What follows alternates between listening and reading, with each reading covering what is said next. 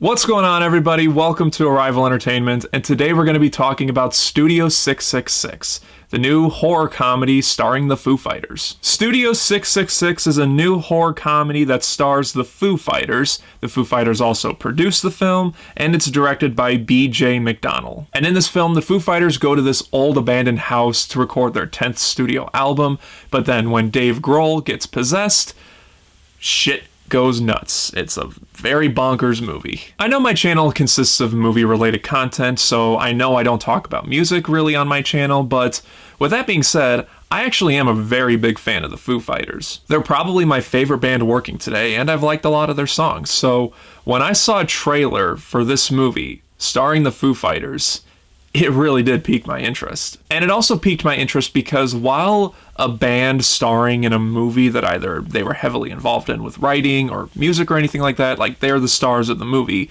it's nothing new.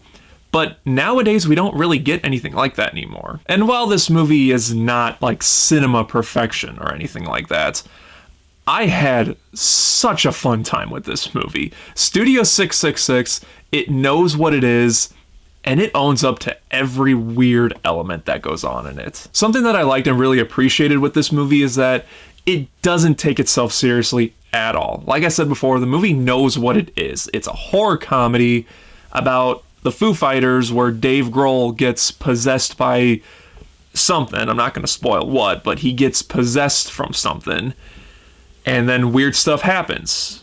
You know, don't expect Citizen Kane with this movie. This movie just has an overall fun vibe to it. You know, it feels like a throwback to the older 1980s horror movies where they don't take themselves too seriously. You got some likable characters, you got some over-the-top practical gory effects, which, by the way, there is quite a bit of practical effects in this movie that I was really surprised with. There's some CGI in the movie, of course, but I was actually pretty impressed that this movie decided to go the practical route when it comes to the kills and the gore aspects of it, and none of it stood out. It was actually blended pretty well. Also, another thing that I really liked about the movie, and something that was a pretty big surprise, is the music for the movie. Now, I know what you're thinking, well, yeah, it's the Foo Fighters, of course the music's gonna be great.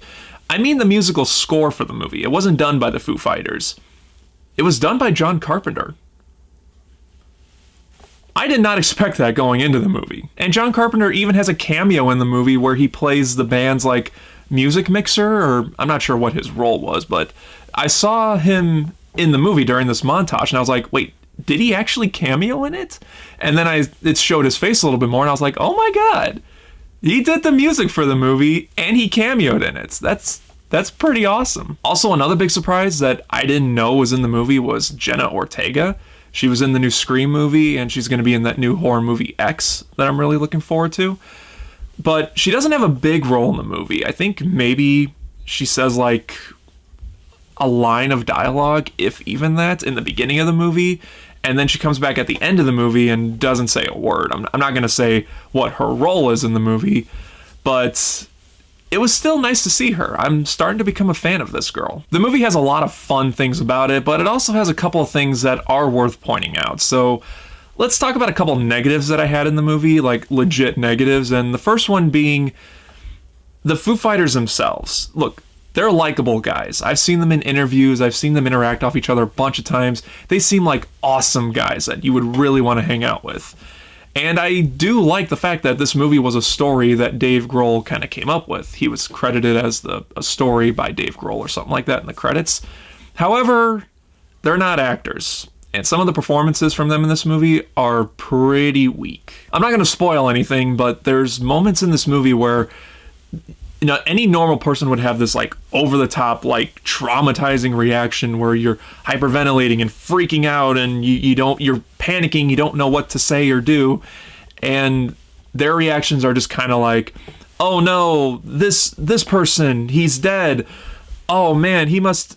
How long has he been here? And it's reactions like that, and I just kind of said to myself, I would be freaking out a lot more if I was in their shoes. But I kind of expected that going into the movie because, like I said, I know these guys aren't actors, they're musicians. Music is what they do for a living. So I wasn't expecting the acting to be amazing or anything like that, but it is worth pointing out that yeah, their performances aren't very good.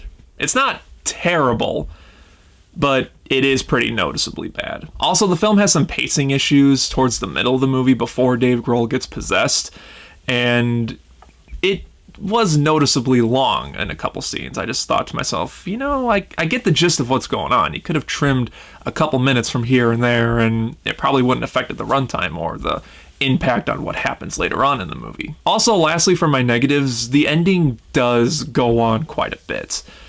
There's something that happens at the end of the movie and you feel like, okay, I feel like things are starting to wrap up now. The characters are starting to pick themselves up and it really feels like everything's going to be wrapped up. And then, nope, something else happens and they got to deal with this now. And once that ends, it's like, okay, that is resolved now. And the characters go to leave and then something else happens. 2 more characters show up and now they got to deal with this where some other characters got to do something else. That gets resolved and then the movie ends after that. It just felt like they didn't quite know how to get to that ending that they wanted to, so they dragged it out a little bit, and I feel like you could have trimmed some of that out and you could have still gotten that ending you wanted. At least that's how I feel. But as it is, it's like, okay, the movie's gonna end right here, and then it just keeps going and going and going. The movie's only like an hour and 50 minutes, something like that. Hour and 48 minutes, excuse me. It's like an hour and 48 minutes long, and I feel like this movie could have been trimmed down to just 90 minutes, an hour and a half, and it would have been perfect. But I don't know. Like I said, it just feels like they didn't quite know how to get to that ending they wanted to, so they dragged it on a little too long. But honestly, you don't really think about those negatives too much in this movie because the movie just has this overall just fun, energetic tone throughout the movie. It does feel, like I said earlier, like a throwback to the old 1980s horror movies where you just don't take yourself too seriously. You just have fun with your weird premise and you just go all out with it. And I like that this movie had practical effects. I'm glad they didn't use CGI for any of the kills in this movie. There's a lot to enjoy in Studio 666. So if you're looking for just a fun, kind of disposable horror comedy, then I would definitely recommend checking this out. And my rating might seem a little bit too generous for this, but I don't care. Like I said, I had a lot of fun with it. I think this movie's a Blu-ray purchase. I do recommend seeing it in theaters, and it is a movie that I do want to see again. So, like I said, if this sounds right up your alley, then definitely check out Studio 666. So guys, that's my review. Just like always, if you've seen the movie, let me know what you thought about it down in the comment section. And just like always, guys, thank you again for watching. My next video is going to be my February Blu-ray haul, so look forward to that. Again, thank you for watching. If you enjoyed this video, then don't forget to like and share it. Subscribe right here if you haven't already. And until next time, guys, take care.